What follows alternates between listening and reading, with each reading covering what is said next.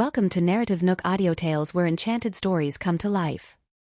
If you enjoy our stories, please subscribe, like and share to support our channel. Enjoy listening. Horace was so infuriated he could feel his heart pounding against his chest. Without hesitation, he called the boss. "Boss, that Sean is way out of line. They say we won't touch their island for less than 70 or 80 million. Are they so desperate for collecting money? Other islands that are bigger and nicer go for just 10 or 20 million. And you know what they told me? They said to go buy some other island and then they hung up on me. I'm so pissed, honestly. They're not serious about selling at all." Arabella couldn't help but hide a smirk as she saw how fume he was. But then, out of the blue, they said that Sean wants to meet us. "Boss, do you think it might be the same Sean from last night? The names are the same one. Do people just happen to have the same name? Could they really be walking right into their own trap? Possibly." Arabella said, uncertain. "Have you looked them up?" "I can't get a lead on this Sean's identity. Tried before and it always brings trouble. I haven't checked the other Sean from yesterday though. But with the number of goons he has, I bet he's no pushover. What's with people named Sean being such a tough nut to crack? If it's the same guy, then we might actually have an advantage." Horace thought he was hearing things. An advantage? The crowd from last night was anything but friendly, and almost had them completely surrounded. "If it weren't for those homemade smoke bombs you whipped up, boss, we'd have been sitting ducks." Horace recounted, then couldn't help but add, "But I gotta say, tagging along with you these past few days has been a thrill like no other. No wonder Jack and the others are always vying to work with you." Just one outing with the boss and he'd come back with a whole new level of street smarts, not to mention the adrenaline rush. Thinking about how the boss might count on him more, sending him back home to help out, Horace couldn't stop the goofy grin spreading across his face, revealing his charming bunny teeth. "What are you grinning about?" Arabella looked at his silly, endearing expression. "Nothing, just working with you is great, boss." "Weren't you scared last night?" "Scared? I was shaking in my boots. You didn't see it, but when all those guns were aimed and the triggers were pulled, closing in on us, who knew if their weapons would malfunction and suddenly go off right in front of my face?" Arabella couldn't help but laugh. "Boss, have you noticed you've been smiling a lot more lately? You look really good when you smile. Try to do it more often, it's pretty." "So I wasn't pretty before?" "You were, but it was a cool kind of pretty. Now it's sweet and warm, each has its own charm." Horace chuckled and then asked, "So boss, are we going tonight? They said everything's negotiable, we just have to show up. Do you think it could be the same Sean? Maybe he knows we were the ones who messed with Sam last night and wants us to walk right into their hands." "Unlikely. If that were the case, they could have pretended to sell the island at a low price, forcing us to sign a deal on the spot. But they only said they wanted to talk. Probably just curious why we're so hellbent on that island. We can't reveal its true value though. If we do, they'll either back out or jack up the price." They were cunning, that was for sure. Couldn't show their hand. "Let's scope out the scene tonight." Seeing Arabella so nonchalant, Horace couldn't help but admire her. "Boss, you've got nerves of steel.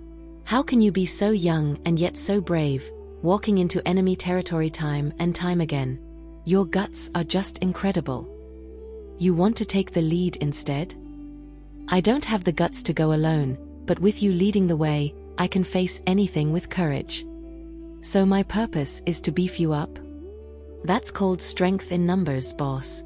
Because you're tough as nails and care about us, no matter what, you're always the first to jump in and shield us from danger. Now that we've grown up, it's our turn to protect you." "Like you did last night?" Arabella teased. Horace chuckled as he remembered being surrounded by thugs with weapons the night before. Arabella's lips curved into a beautiful smile, joining in on the laughter. 7 p.m. Horace pulled up to the hotel, but instead of opening the car door for Arabella, he stood in front of it, hemming and hawing, preventing her from getting in. "Boss." Horace didn't know where to begin, his expression one of troubled hesitation. "Let me go meet Sean tonight. They don't know who the real buyer is anyway, don't know what you look like. I'll just say I'm interested in buying the island. I'll go talk to them alone. What's wrong? Arabella sensed something amiss, spit it out. Horace struggled for a bit before deciding to lay his cards on the table. He knew the boss was capable, that even if he didn't tell her, she would find out anyway. They just told me the meeting place, and I found out it's on an island. The island is owned by Sean, infamously known as Beast Island. In Belloria, as long as you had a permit, you could privately own dangerous animals. They say the island is home to cheetahs, lions, tigers, you name it, all roaming free. Meaning once they set foot on the island, there was no guarantee they'd meet Sean. They could very well be torn to pieces by the beasts first. Did you forget where I've been before? Arabella yanked open the car door and settled into the seat. She had been injured in the triangular zone before, and even when wild beasts approached her, drawn by the scent of blood and her vulnerable state, she had survived in the end. But boss. Horace couldn't help but protest as she got into the car. There are so many dangerous animals there, in great numbers, what if? If he wants to sell the island, if he wants to make $70 or $80 million off us, he won't just watch his pets screw up the deal. At most, we get a few scratches, some bruises, a little drama for entertainment. When it's time to stop, he'll step in. After all, $70 or $80 million was at stake, not $7 or $8 million. Besides, if he's inviting us to the island, doesn't he want to hear why we're so desperate to buy that island? At the very least, he'd spare their lives, but whether they'd get hurt, that was a real possibility. Horace found the logic sound but was still worried about the boss's safety. After all, there was only one boss. Even if they didn't die, if the boss was seriously injured, her subordinates would never stand for it.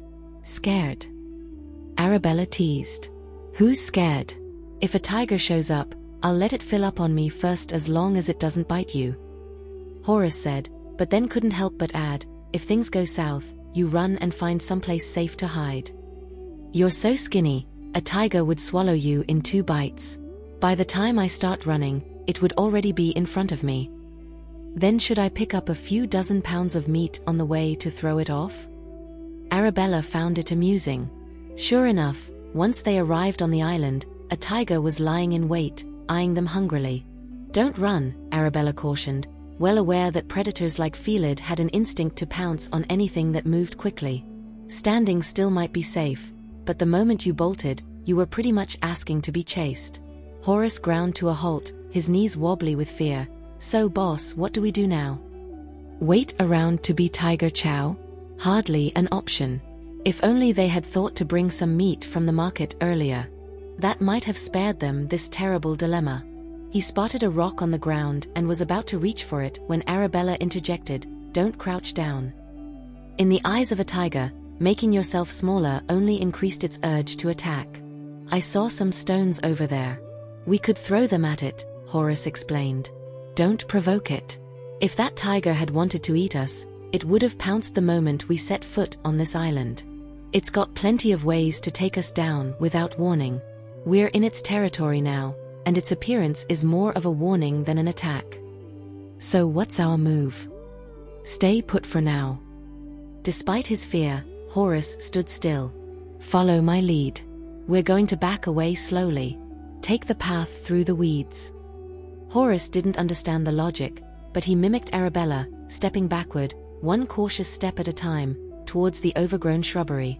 The tiger watched them retreat, yawning before turning and sauntering away. Boss, this place is so eerie. Horace shivered as he stayed close to Arabella. How do you stay so cool? I've got a taser. No wonder Arabella was so brave. But boss, are we really faster than a tiger? If it charges, can we really hit it first with a taser? Humans can't outrun tigers, but whether we can hit it first depends on the situation. Anyway, the best policy was to avoid angering the beast at all costs. Then, other animal cries echoed across the island. Boss, let's pick up the pace. Horace almost wished they ran at once. That Sean really left us in the lurch. No one's come to meet us since we arrived. Clearly, Sean wanted to see them become a laughingstock, attacked by wild animals. Surely he set the meeting here just to watch the show. No one scheduled a business meeting in a place like this unless they were up to no good. The only lights on the island are from that villa up ahead. I can't believe Sean actually lives in this haunted place. Doesn't he get the creeps coming in and out? The predators here are domesticated by him. They're familiar with him and his crew and normally don't attack. Because of long time of staying close to human, that tiger didn't go for us right away. That was why Arabella had chosen to retreat cautiously. So that's the deal. Horace said, gaining some insight. Boss, if we start running now, do you think other animals might jump out and go for us? It's possible. Arabella preferred to walk as if on a leisurely stroll. Inside the villa, a man stroked a young tiger like a pet cat. His interest peaked as he watched through the monitor that the newcomers were approaching his lair with an air of calm. Why aren't they even a little bit scared? It's as if they're just out for a post-dinner stroll. Stewart was utterly baffled. Previously, a couple of business partners had come to the island to discuss deals, and some were so terrified by the mere sight of a leopard that they'd faint on the spot. One time, a leopard had to drag an unconscious man by his shirt to the villa's doorstep for the security to carry him inside. Then there was the guy who started screaming and running for his life at the sight of a tiger, only to be tackled by a few of them. The tigers didn't hurt him, they just batted him around like a toy, sending him flying from one side to another, scaring him so bad he wet his pants. It took him days to recover from that ordeal. Another partner tried to scare a tiger off with all sorts of intimidating noises and even cursed at it, only to be met with a look from the tiger as if it was watching someone retarded. In the end, out of options, he broke down crying and started sharing his tragic life story with the tiger. But this pair of buyers was as cool as cucumbers. They were a first. Send the hounds to greet them. When Sean mentioned hounds, he wasn't referring to a nickname for one of his guys. He meant the actual dogs that guarded the property. Horace followed his boss to the front of the villa, puzzled. Boss, why aren't there any of their guys out here? Instead, a well-trained pack of hounds lined up and started barking at their approach. These hounds seemed far more formidable than the tiger they had encountered earlier, each one tense and ready, as if they would tear them to shreds the moment they stepped through the gate. Suddenly, Arabella made a sound, a series of elongated, modulated tones that seemed like she was communicating with the dogs. Horace was flabbergasted. Was the boss talking to the hounds in some kind of animal language? He had seen some clips online of people doing that sort of thing, but this was real life, and facing a pack of hounds like this, he'd never seen anyone actually attempt it. Would it even work? Back at the monitors, Stewart's jaw nearly hit the floor. 1 second, the hounds were barking madly at these strangers. The next, they parted to the sides, sitting down quietly, suddenly docile. Sean paused in stroking the little tiger cub, amazed that the hounds he'd raised for so many years were showing such a friendly side to two strangers. Horace's eyes were wide with a mix of shock and admiration as he watched his boss walk into the villa with such nonchalance. He hesitated for half a second before hurrying to catch up. To his surprise, the hounds didn't make a move to attack. They just sat there, obediently on either side. Boss, how did you do that? What did you say to them? How do you understand animal talk? Are they actually listening to you? I learned it from a friend. Arabella glanced at him. Wanna learn? Yes, yes, yes. Horace nodded eagerly. This was a life-saving skill. He couldn't ask for more. I'll teach you another time. As Arabella entered the main building of the villa, 2 bodyguards stepped up to block their path. Come on, you guys were here this whole time and didn't come out to greet us? With all those hounds outside, we deserve a little more hospitality as buyers here to talk business, Horace complained. But the bodyguards were aloof. They didn't speak, only stretching out their hands indicating that Horace and Arabella needed to pass through the security gate first. Horace saw the gate, ornately disguised to blend with the rich decor. If it weren't for the bodyguards' gestures, they would never have recognized it as a security checkpoint. The gate beeped promptly, and Horace surrendered all weapons he had on him, except for a chewing gum container. He shook the gum container at the security gate, which remained silent. Guess I can keep the gum, right? I like to pop a piece now and then. You guys want some? The bodyguards didn't take a bribe, nor did they ask for one.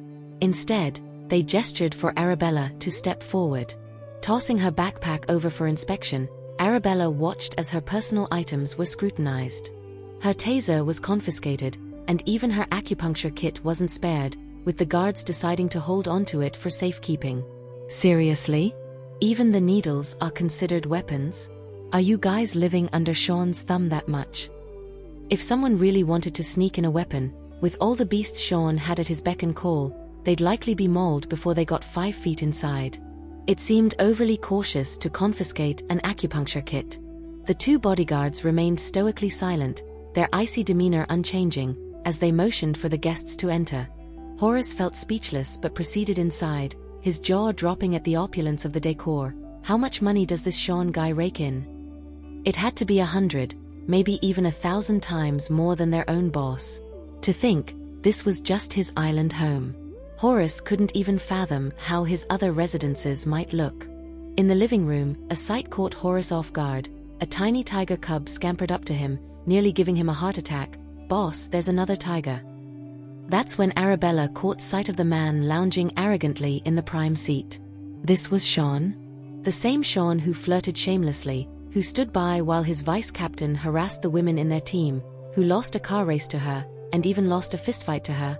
As Horace noticed his boss's silent stare, he followed her gaze to the man on the sofa. Oh no, it was Sean? The Sean? Just last night they'd tussled over Sam, and now they were practically walking into the lion's den. "It's you." Sean sounded amused, as if the unfolding events were adding an interesting twist to his day. You're Sean," Horace stammered in disbelief. Legend had it that in this country, no one could get anything done without Sean's consent. And now they had crossed such an influential figure. Looking more closely, Horace noticed Sean was casually stroking a tiger cub. Another cub was growling at them, standing in front of him and his boss as if to intimidate them. Horace's knees buckled with fear. What kind of man was Sean, treating tigers as pets? Just terrifying. "You actually dare to show up?" Steward hadn't expected such easy prey, ready to command his men to seize them, when Sean spoke. "Sit." Arabella took a seat across from him, while Horace, trembling, sat down beside her. "Sean tells you to sit, and you actually sit?" Steward was shocked that these 2 dared to be on equal footing with Sean. Horace was confused. Wasn't he asked to sit? But was it actually okay to sit? As he was about to stand, his boss spoke up. "Your boss expects to always look up to discuss cooperation? We come here, and you don't even offer a chair to sit on. What kind of partnership is that?" Steward had always found the girl arrogant and brazen, and seeing her now, she was even more so. "What's more, it's Sean who tells us to sit, and yet you rejected it. What, are you in charge?" Steward was suspicious that this girl was provoking dissension, feeling the weight of Sean's icy stare. He was trembling, not from cold but from fear. He'd never dare to act like he ran the place. This girl was stirring the pot, trying to paint him in a bad light. "If it wasn't for Mr. Bynes speaking up for you last night, you think you could have just walked away scot-free?" Sean lounged back on the plush sofa, casually stroking a well-behaved cub, his tone nonchalant. "Mr. Bynes? Who?" When she and Horace had hurriedly left the night before, she did recall seeing a preppy guy who had spoken up for her at the racetrack. Could he be Mr. Bynes? But why would a total stranger stick his neck out for her, not once, but repeatedly? "Since you're so keen on that island." Sean didn't finish his sentence before Arabella cut in bluntly, "It's not that I'm dying to have it." The room fell silent, confused. "It's too pricey for my blood." Sean's smirk grew wider. "Your bank balance isn't my concern. You want the island? Show me you mean business." A bodyguard brought over a bottle of fine red wine and 2 glasses, implying that Arabella should pour Sean a drink as a gesture of goodwill. "Our boss is a big deal, how dare you?" With a smile, Arabella grabbed the corkscrew and effortlessly uncorked the bottle, releasing a waft of the rich aroma. Top-shelf stuff. She poured the wine carefully, letting it cascade down the glass walls, filling it just a third of the way to let the bouquet develop before adding a bit more. Picking up the glass, she gently swirled it, allowing the wine to mingle with the oxygen, enhancing the fragrance. She placed 1 glass before Sean and poured herself another. His amusement was evident now. Impressed that such a young thing knew her way around a bottle of wine. With a vintage like this, a couple of swirls was all it took. No need for more. This girl knew her wine. You drink often? Never. Know how much this bottle's worth? Around 300 grand. Horace's eyes bulged at the mention. 300 grand for wine, just for hosting guests? Talk about living large. But to Sean, this is probably just run-of-the-mill. Only good enough for guests. And you know this how? Even the guest glasses here are worth a fortune. When it comes to wine, you don't pinch pennies. Steward was taken aback. The young lady had hit the nail on the head. Sean was indeed a connoisseur, and not only that, he had a collection of pricey glasses. The wine he usually drank made this one look like table wine. Who would have thought the young lady had such refined taste? Here's to you, Arabella said, standing before Sean with her glass raised. Wait, Sean interjected suddenly. Arabella paused, only to hear him say, switch glasses. Was he insinuating she might poison him?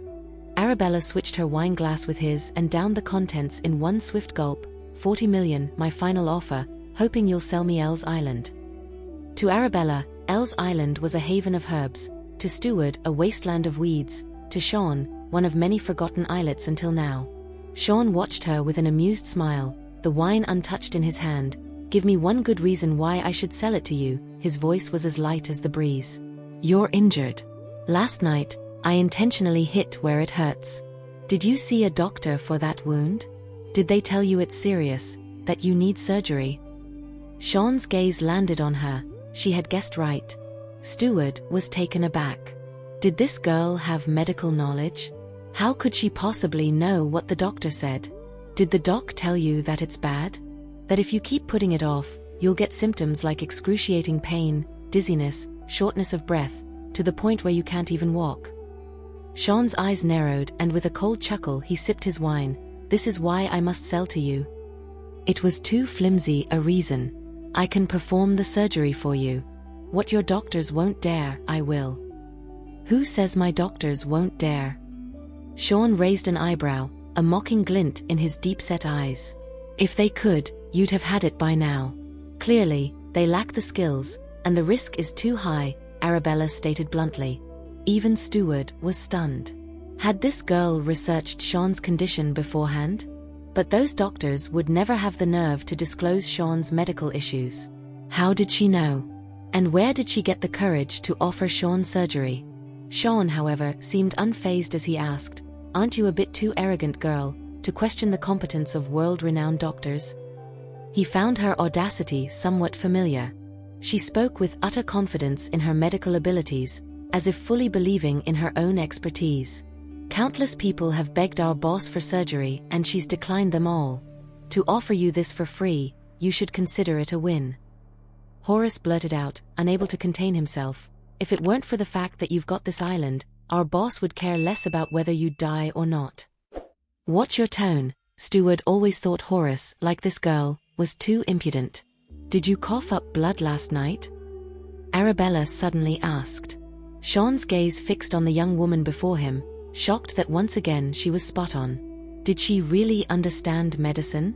Last night, she had known Sam was beyond saving and didn't bother intervening. Now, she was confident about his symptoms. Upon hearing the words, Steward glanced at Sean, surprised. Sean had coughed up blood? How had he not known? Sean's lips curled into a half-smile. I don't trust your medical skills. Just who was this girl that appeared out of nowhere? You don't have to sell the island to me today. Arabella said with a smile. Tonight at midnight, you'll cough up blood again. At 2 in the morning, you'll feel breathless, and by 3, it'll worsen. You'll call your world-class doctors. Then you'll know if I'm telling the truth. Before Horace could process her words, Arabella announced, let's go. Horace was dumbfounded. They were leaving just like that? As he rose to follow his boss, a voice from the couch stopped them. Did I say you could leave? Steward and his men blocked their exit. Sean, you might want to consider if this deal is worth it. I said I could save you, and I'm 100% certain. If all symptoms align with my prediction tonight, maybe you'll think about cooperating with me. And if you're wrong? You can catch me then. Arabella coolly replied, adding, since you know what we look like. In this country, is there anyone you can't catch? Sean chuckled as he realized that the girl wasn't just gutsy and clever but also somewhat formidable in her own right. I know my own body pretty well. Even though he had been hit last night, it wasn't serious enough to cause such severe symptoms. Since the girl had described the timing and symptoms so clearly, he was curious to see if things would unfold as she had predicted tonight. Excuse us, Arabella said as she and Horace left with an air of dignity. Sean. Stewart was about to question his boss's decision to let them walk away so freely when he noticed Sean's smile. Didn't Sean seriously believe that girl's words? Sean, did you really cough up blood last night? Stewart asked with genuine concern. It's nothing. Sean shooed the tiger cub away to play and slowly stood up to head upstairs. His answer shocked Stewart. So, he really did cough up blood? And the girl predicted it? Was she really that miraculous? How could she possibly know with such certainty? Thinking it over, it seemed that the two of them were the only ones who could show up at the place unscathed and leave just as peacefully. As Horace followed Arabella out of the house, the usually playful hounds all sat down neatly, wagging their tails and watching them leave. Their behavior couldn't have been more obedient. Horace could hardly believe it, and even as they left the villa's front yard, he looked back a few times in disbelief. The furry little creatures were still sitting quietly, showing no signs of chasing after them. Boss, those dogs didn't chase us, and neither did the people. You're incredible. Henry's admiration for her grew. To leave from Sean's clutches unscathed and to make those little guys so well behaved. Oh right, boss, how did you know Sean coughed up blood last night? I was the one who hit him, how could I not know? Arabella had struck with considerable force the night before, and with Sean already injured, it was only natural for him to cough up blood. Forget about them, I think you're amazing. Henry glanced back again, lowering his voice to whisper. So, boss, are the symptoms you mentioned really going to happen tonight? They will. Arabella's confident reply left Horace even more puzzled. Sean's really that badly hurt? It sounds pretty grim. He's hurt, but not so bad that surgery is immediately necessary. They could even wait another month or two if they had to. But you managed to convince him to have the surgery in the next couple of days and sell you the island. Henry found his boss to be quite extraordinary. I slipped something into his drink earlier, so tonight, at the times I mentioned, the drug will take effect. He would experience the symptoms she described: breathlessness, choking, coughing up blood, and so on. You did what? Henry's eyes bulged, and he quickly looked back to make sure no one was following before whispering, Boss, you actually drugged their leader right in front of them? You're so bold. But if those doctors find out tonight? What of it? Without the antidote, they'll have to come to us. Her drug wasn't toxic and wouldn't endanger lives. It would just make one suffer a bit. Without this move, neither of them would be able to leave tonight unharmed. She could tell that Stewart had been itching to catch her more than once. But Sean is no pushover. If he finds out we played him like this, even after the surgery, we're not going to escape so easily. When the time comes, I'll find a way out. Henry hadn't realized his boss had an escape plan all figured out, and his admiration for her deepened. No one in the world could save him from his injury. Had it been possible, he wouldn't have held on till now. She performed surgery on him a day early, sparing him another day of agony. In doing so, she did him a huge favor. Horace ushered Arabella onto the speedboat, then whisked them away over the water. Once docked, he drove Arabella back to her hotel. Upon reaching her presidential suite, Arabella checked in with Romeo to assure him she was safe, then caught up on some work, took a shower, and climbed into bed. At midnight, Sean felt an unbearable heaviness in his chest. While reviewing documents, he suddenly coughed up blood. Sean. Stewart glanced at the clock, shocked that the young lady's prediction had come true. It was indeed midnight, and there was indeed blood. It's nothing, Sean dismissed it as a mere coincidence, wiping his mouth before returning to his paperwork. A servant immediately stepped forward to clean the floor. After a few more minutes, Sean tossed the documents back to Steward. "What is this rubbish plan? Have it redone?" "Yes, sir." Steward wanted to suggest calling a doctor, but hearing Sean dismiss him with a "you can go now," he could only bow and leave as Sean went to bathe, even though he still felt worried. Once Steward reached the front yard, the hounds started barking at him incessantly. "You little things, always barking at me. Quiet when those two came by, are only Sean and those two your master." He remembered feeding them often. Some of the hounds kept barking, which annoyed Steward, ungrateful little beasts. He wondered what trick they used to win over the dogs on their first try. Still barking. He feigned a threat, and they quieted down. Looking up at the light in Sean's room, Steward couldn't shake the worry. What if the girl was right? She'd been accurate about several things. Better safe than sorry. With that thought, he stealthily made calls to a few doctors, telling them to be on standby. He then settled into the guest room designated for him in each of Sean's houses. Initially touched by the gesture, he later realized it was so he could better serve Sean. But he was content with that. Years spent by Sean's side had shown him that despite Sean's brash and fierce exterior, he was a decent man. At 1:59 a.m., Steward fought against sleep, watching the clock until 2 a.m. There was no sound from Sean's room. Waking Sean now could be a death wish. So he held his breath and waited until 2:06 a.m. No light, no sound. Reassured, Steward finally allowed himself to sleep. In the master bedroom, Sean struggled for breath, sitting up but still unable to catch a full breath.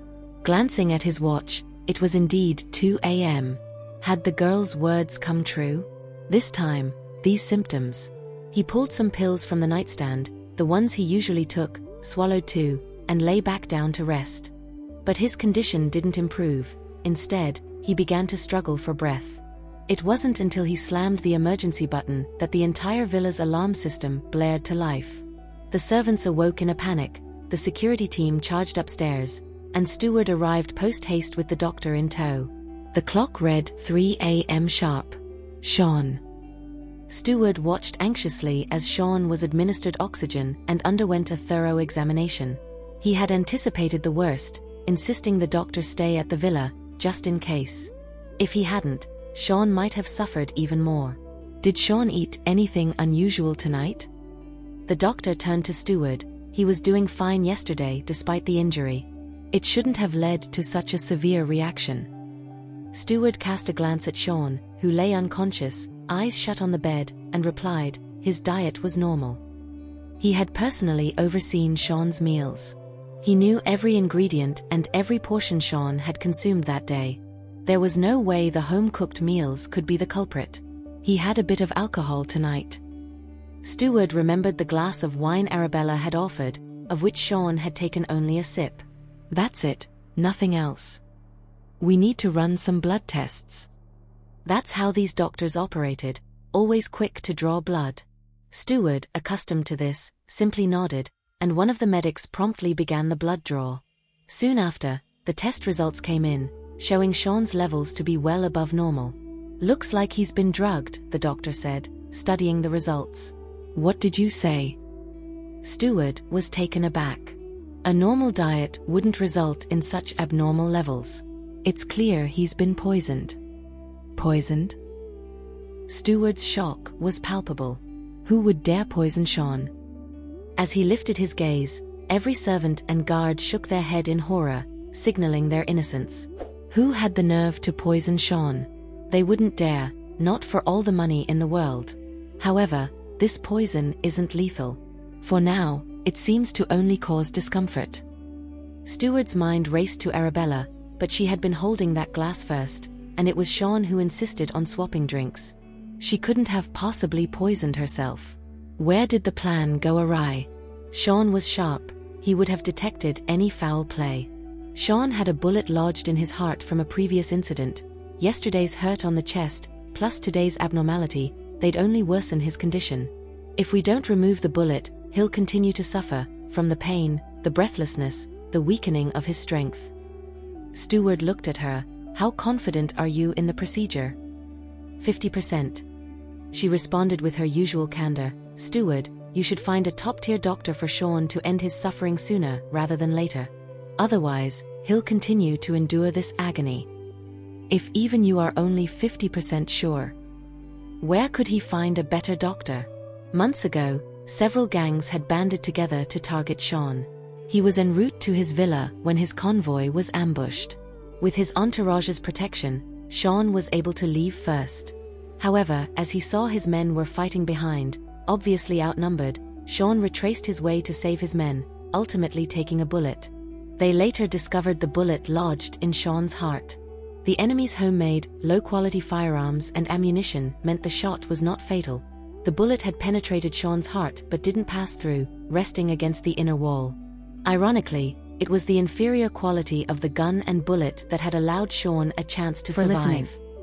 If you have enjoyed this story, please like and share so others can see it too. Also hit the subscription button and notification bell so you can be notified on our next release. Thank you for your support. God bless you.